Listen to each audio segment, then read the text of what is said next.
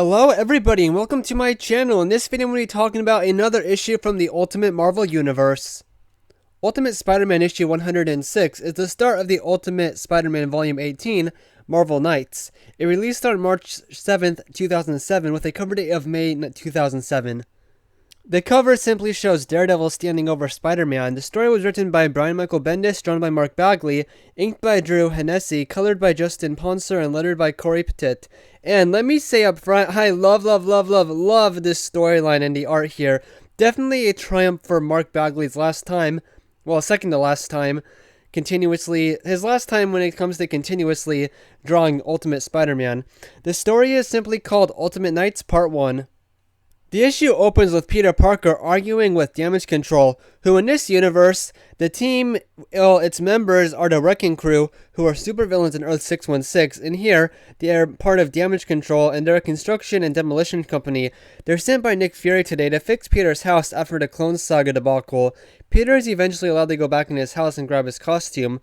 One member tries to flirt with MJ.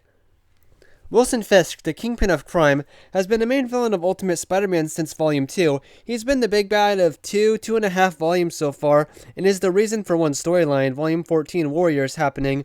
He is in a board meeting today and is informed that one of his companies has just gotten the merchandising rights to Spider-Man. He owns Spider-Man. He can make money from Spider-Man merch because he owns the trademark, and he plans to run it into the ground. I think this is a really smart way to hurt Spider-Man's morale, and an interesting concept. Basically, Kingpin is making money off Peter being Spider-Man. Peter goes to the Daily Bugle and he gets fired. I can't blame Jameson this time. It would suck to have someone always disappearing without explanation. I like that Peter, just like in Earth 616 in the movies, is always getting fired and then rehired in an instant. Peter keeps his job because he lied and told the story about Green Goblin fighting Spider-Man and destroying his house, and in a way giving the Bugle an exclusive to the battle. There is a funny moment where Peter almost lets it slip that bad things people say about Jameson behind his back. When he's at school, Matt Murdock, aka Daredevil, approaches Peter Parker about meeting that night. I like how Daredevil reminds Peter of an insult from their past encounter, and Peter is shocked that Daredevil is a blind man. The last page has a big twist in Peter's day-to-day. Kitty Pryde, Shadowcat from the X-Men, has just joined his class, right after they broke up, well, unofficially broke up. This has been built up throughout the issue, since Peter never talked about her, or about him getting back with Mary Jane to her. So in this story, the Kingpin is looking for a new assassin, a new quote-unquote fist, as he calls it. One guy who is trying out looks like a little bit like the Marvel villain, the Trapster. I know he's never named, but that's what I think of while seeing his costume design.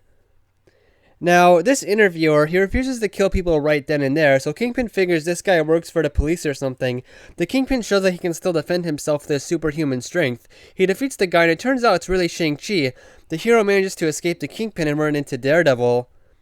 Yes, Daredevil has also offered an invitation to Shang-Chi to team up against the Kingpin like he did with Moon Knight in Annual 2. Daredevil is also able to get Peter interested in his team, telling him they are going to kill the Kingpin.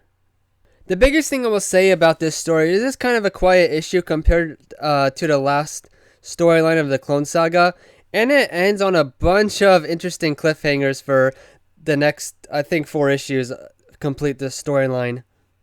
This issue also has the first appearance of Jessica Jones in the Ultimate Universe. In the mainline continuity, she's a superhero and has a family with Luke Cage. Right now, she's a senior in high school, and the school's TV network producer at the same school as Peter Parker. She's only in 8 issues in this universe, and it's all in Ultimate Spider-Man. There's a moment where we see a TV report that shows Spider-Man fighting the Hulk. This happened in Ultimate Marvel Team-Up issues 2 and 3. The Fantastic Four make a small appearance in this issue, checking up on MJ after the events of the Clone Saga.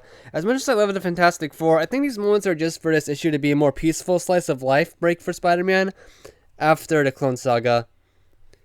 Now, I'm being very picky here and have 20/20 vision. There is one page that makes absolutely no sense in the comic book. 1. There's a poster on a bus stop that advertises a program called Kraven's Last Hunt.